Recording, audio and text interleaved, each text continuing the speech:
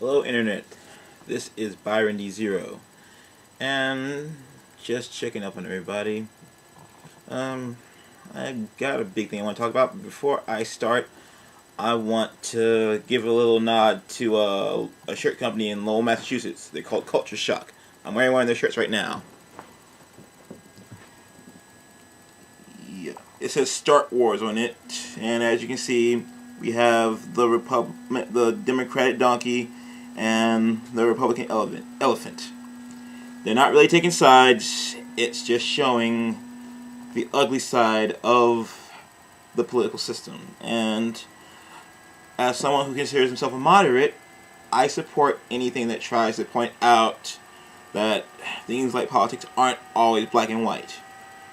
So yeah, I'll have a link to some more of their shirts and whatnot in the info below. Okay, and as you can see, I'm doing the whole No Shave November thing. You probably can't see very well in this video, but I got a good couple of grades coming on. But I digress. Here's the big thing. So, Obama's back in office. And there's been a big old steaming pile of flooding on all the social media sites about his re-election. And honestly, I'm indifferent to it.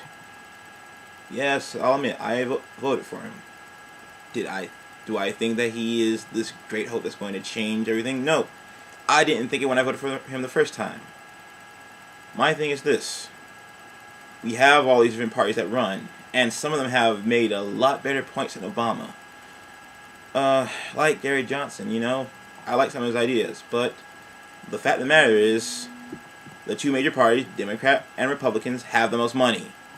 And there aren't enough people who are willing to speak out to try to change things. We have to take whatever we can get.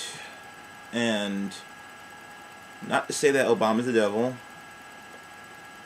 or anything, but he's not necessarily the best choice either. He's doing what he can. He's got a huge mess to clean up, and maybe you will see more of the fruits of his labor in this coming term. But my major thing is this. So many people this time around were complaining about how he didn't bring forth all the change that he said that he was going to do. Well, guess what? Rome was not built in a day. It takes more than a couple years, more than 4 years sometimes, for true change to take place. It's not that simple. He has a huge mess to clean up, as I just said before. And he made a tough decision. He spent more money just to try to get us back in some sort of economic stability. We're not seeing that just yet. And you know why these people are complaining? Because we live in a society that is all about instant gratification. And I've been saying that for years. We get everything instantaneously. We get information. We get entertainment instantly. So, why the hell should it be surprising that we expect for change to be brought forward instantaneously? It's not that simple, people. It takes patience. I'm sorry to be soapboxing instead of talking about something nerdy, but this is just making my blood boil. Not only that, all the rampant racism that I'm seeing on Twitter from brats who are not even old enough to vote. What the fuck do you know about the electoral system if you're dropping the M-bomb about President Obama? Wait until your balls are dropped, then you can form an opinion. But yeah. Anyway. Obama's back. A couple other laws have passed. A few more states in the country have allowed gay marriage, and that's good. Progress. Hopefully there'll be more progress like this in the coming years. Like I said, it takes time. It takes patience.